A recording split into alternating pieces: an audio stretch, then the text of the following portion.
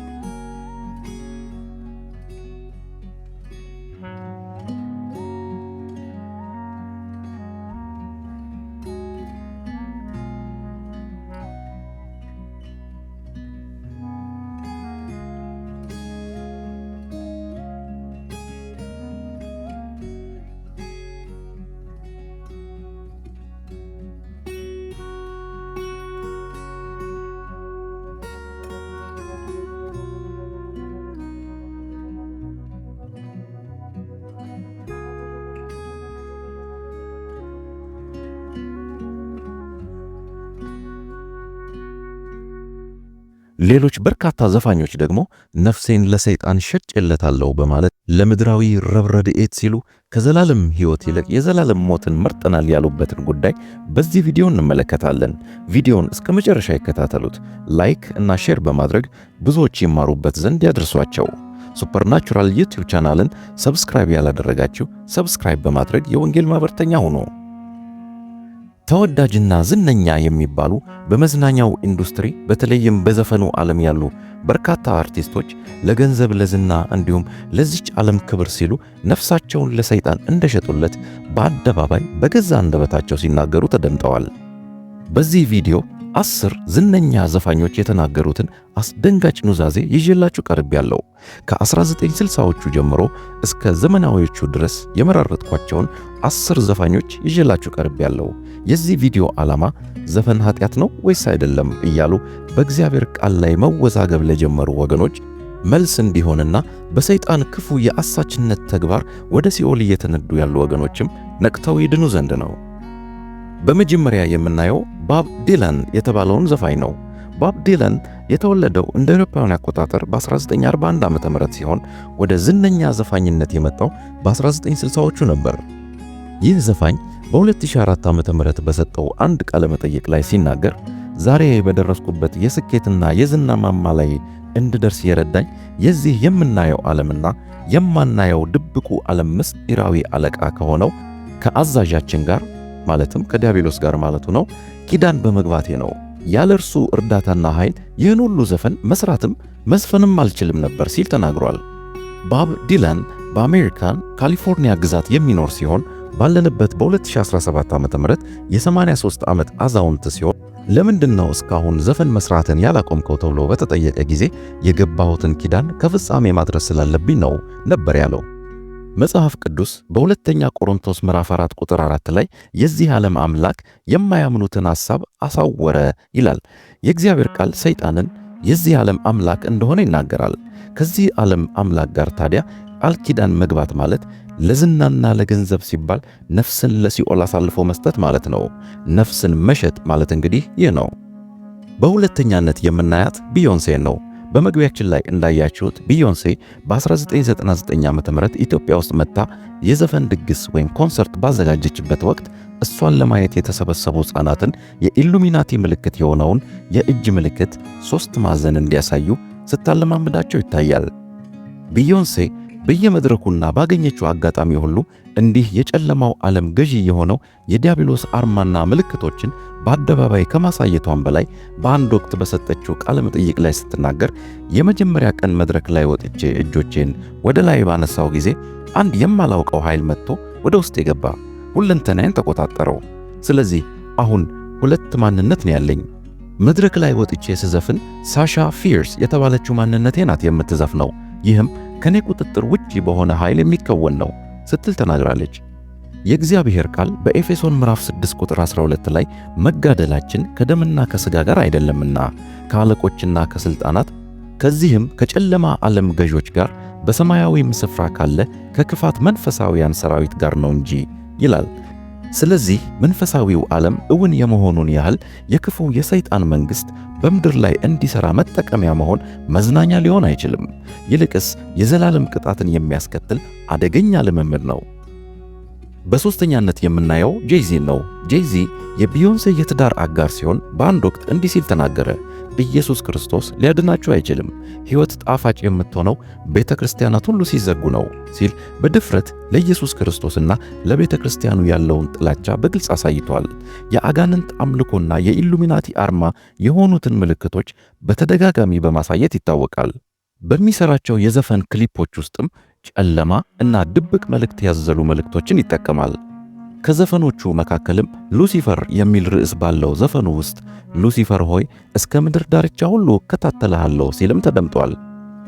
በገላትያ ምዕራፍ 6 ቁጥር 7 ላይ የእግዚአብሔር ቃል አትሳቱ፣ እግዚአብሔር አይዘበትበትም ይላል። እግዚአብሔር በታላቅ ምሕረቱ ያዘጋጀልንን በኢየሱስ ክርስቶስ በማመን የምናገኘውን መዳንና የዘላለም ሕይወት ሆን ብሎ መቃወምና ማክፋፋት ቅጣቱ የዘላለም ነውና ዘፋኞች አስቡበት። በሦስተኛነት የምናየው ካንዬ ዌስት የተባለውን ዘፋኝ ነው። ካንዬ ዌስት የተባለው ይህ ዘፋኝ በመድረክ ላይ ቆሞ የእሱን ዘፈን ለመታደም በተሰበሰቡ ሕዝብ ፊት እንዲህ ሲል አወጀ። እኔ ነፍሴን ለዲያብሎስ ሸጬለታለሁ።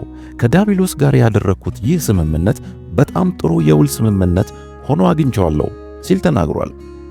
ከዚህም በላይ ካንዬ ዌስት ራሱን ኢየሱስ ነኝ ብሎ የሚጠራ ሲሆን ይህን ስም የመረጠበት ምክንያት የእንግሊዝኛውን የኢየሱስን ስም ጂሰስ የሚለውን እንዲመስል ሆን ብሎ ያደረገው ነው። ከዚህም በተጨማሪ በአንድ የዘፈን ክሊፑ ላይ የእሾህ አክሊል በራሱ ላይ በማድረግ በኢየሱስ ክርስቶስ መከራ ላይ ለመሳለቅ ሞክሯል። ከቅርብ ጊዜ ወዲህ ካንዬ ዌስት ጌታን ተቀብያለሁ፣ ንስሐ ገብቻለሁ ሲል ቢደመጥም ዶንዳ የተሰኘ መዝሙር አይሉት ዘፈን ከዓለም የተጋባ ቅይጥ ይዘት ያለው ሙዚቃ ሰርቶ ለቋል። ነገር ግን አንድ ሰው ጌታን አምኖ በሙሉ ልቡ ከተቀበለ በኋላ ትቶት ወደ መጣው ዓለምና በውስጧ ወዳለው ክፋት ሁሉ መመለስ የከፉ አጋንንታዊ ኃይላትን ወደ ራሱ መጋበዝ እንደሆነ የእግዚአብሔር ቃል ያስጠነቅቀናል። አንዳንዶች እንደሚሉት በዘፈን መልካም መልእክት ማስተላለፍ ይቻላል የሚሉ ዓለም አቀፍ ወይም ዓለማዊነት አቀፍ የአስተሳሰብ ማዕበሎች በርካታ ወጣቶችን ማናወጥ ጀምረዋልና ልናስተውል ይገባል። ረብ ረድኤት ለማይሆነው የዚች ዓለም ሀብትና ዝና ሲባል ነፍስን ለዘላለም በገሃነም ትቃጠል ዘንድ በገንዘብ መሸጥ እጅግ አሳዛኝ ተግባር ነው። የእግዚአብሔር ቃል በአንደኛ ጢሞቴዎስ ምዕራፍ 6 ቁጥር 10 ላይ ገንዘብን መውደድ የክፋት ሁሉ ሥር ነውና አንዳንዶች ይህን ሲመኙ ከሃይማኖት ተሳስተው በብዙ ስቃይ ራሳቸውን ወጉ የሚለው ለዚህ ነው። በአምስተኛነት ካቲ ፐሪን እንመልከት።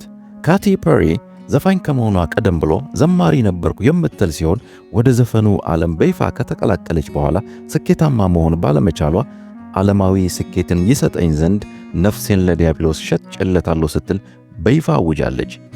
በዘፈን ክሊፖቿ ውስጥም ጨለማ ቤት፣ የኢሉሚናቲ ምልክቶችን፣ የግብፅ ጣዖታትንና ኦል ሲንግ አይ በመባል የሚታወቀውን አጋንንታዊ ምልክት በተደጋጋሚ ትጠቀማለች። መጽሐፍ ቅዱስ በያዕቆብ መልእክት ምዕራፍ 4 ቁጥር 7 ላይ እንግዲህ ለእግዚአብሔር ተገዙ፣ ዲያብሎስን ግን ተቃወሙ፣ ከእናንተም ይሸሻል ይላል።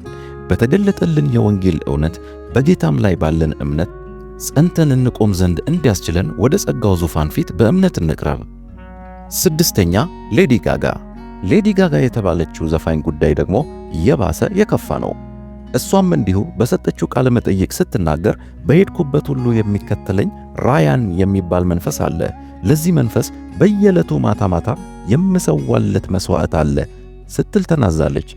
በዘፈኖቿ ሁሉ አጋንንታዊ አምልኮን የሚያስተዋውቁ ምልክቶችን፣ ደም እና ቀንድ የመሳሰሉትን በመጠቀም መናፍስታዊ አምልኮን ታበረታታለች። ይህም አብዛኛዎቹ የኢሉሚናቲ አባላት የሚያደርጉት ነው። በሌላ ቃለ መጠይቅ ነፍሷን ለዝናና ለገንዘብ ስትል ለዲያብሎስ እንደሸጠችለት ራሷ ስትመሰክር ሁልጊዜ በሕልሜ የማየው አንድ መንፈስ አለ፣ እርሱም ወደ መቃብር ስፍራ ይወስደኛል፣ በዚያም ከብርሃን ይልቅ ዝናና ታዋቂነትን መርጠሻል ይለኛል ስትል እውነታውን ተናግራለች።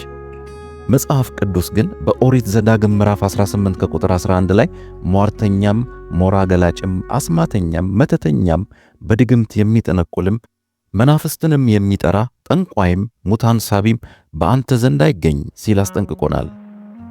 ሰባተኛ ኤሚነም የተባለው ዘፋኝ በዘፈኑ መሃል ነፍሴን ለዲያብሎስ ሸጬለታለሁ ሲል የዘፈነ ሲሆን በአንድ ወቅት በሰጠው ቃለ መጠይቅ በውስጤ ያሉት አጋንንት ዘወትር ያሰቃዩኛል ሲል ዘፈኖቹን ከእርሱ ቁጥጥር ውጪ በሆነው በሰይጣን ኃይል ቁጥጥር ስር ሆኖ እንደሚዘፍን ተናግሯል።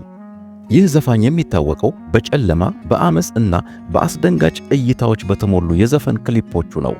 በሌላ ጊዜ ከመናፍስት ዓለም ጋር ስላለው ግንኙነት ሲናገር በውስጤ ሌላ ኃይል አለ፣ የራሱ የሆነ ማንነት አለው፣ እርሱም ስሊም ሻዲ ይባላል ሲል እውነታውን ዘርግፎታል። ለዚህ ነው የእግዚአብሔር ቃል በሮሜ ምዕራፍ 6 ቁጥር 16 ላይ ለእርሱ ለምትገዙለት ባሪያዎች እንደሆናችሁ አታውቁምን ብሎ የሚጠይቀን። ስምንተኛዋ የምናያት ሪሃና ናት። ሪሃናም እንዲሁ በመድረክ ላይ ወጥቼ ስዘፍን መጥቶ የሚቆጣጠረኝ አንዳች የማላውቀው ኃይል አለ ስትል ምስክርነቷን ሰጥታለች። በዚህም በክፉ የሰይጣን ኃይል ቁጥጥር ስር መሆኗን የሚያሳዩ በርካታ ምልክቶችን በተደጋጋሚ ታሳያለች፣ ትጠቀማለች። እነዚህም በባዕድ አምልኮ ውስጥ የሚታወቁት የሶስት ማዕዘን፣ የአይን፣ የቀንድ፣ የጨለማና የመሳሰሉት ምልክቶች ናቸው። ሪሃና በክርስትና ሃይማኖት ውስጥ እንዳደገች የገለጸች ቢሆንም ወደ ጨለማው የዲያብሎስ ዓለም ጭልጥ ብላ የገባችው በነፍሷ ተወራርዳ ለምድራዊውና ለኃላፊው ጥቅም ስትል ነው።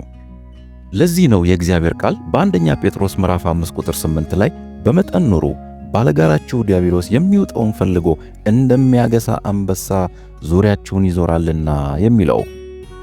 ዘጠነኛ ዶጃ ካት ነፍሴን ለዲያብሎስ ሽጬለታለሁ ብለው ከተናገሩ ዘፋኞች አንዷ ናት። በከፋ መልኩ አጋንንትን በአደባባይ የምታንቆለጳጰስ ሲሆን ዲመንስ ወይም አጋንንት የሚል ርዕስ ያለው ዘፈንም አላት። ከዚህም በተጨማሪ ፔይንት ዘ ታውን ሬድ ወይም ከተማዋን ቀይ ቀለም ቀቧት የሚል ዘፈንም ሰርታለች። በዚህኛው ዘፈን ቪዲዮ ላይ በርካታ ደም እና አጋንንትን የሚወክሉ ምስሎች ይታያሉ። የአጋንንታዊ አምልኮ ምልክቶችንም በብዛት ትጠቀማለች። መስታወታችን የሆነው የእግዚአብሔር ቃል ግን በትንቢተ ኢሳይያስ ምዕራፍ 5 ቁጥር 20 ላይ ክፉውን መልካም መልካሙንም ክፉ ለሚሉ፣ ጨለማውን ብርሃን ብርሃኑንም ጨለማ ለሚያደርጉ፣ ጣፋጩን መራራ መራራውንም ጣፋጭ ለሚያደርጉ ወዮላቸው ይላልና ዘፈን ኃጢአት አይደለም ለምትሉ ይህ ከባድ ማስጠንቀቂያ ነው። አስረኛ ጀስቲን ቢበር።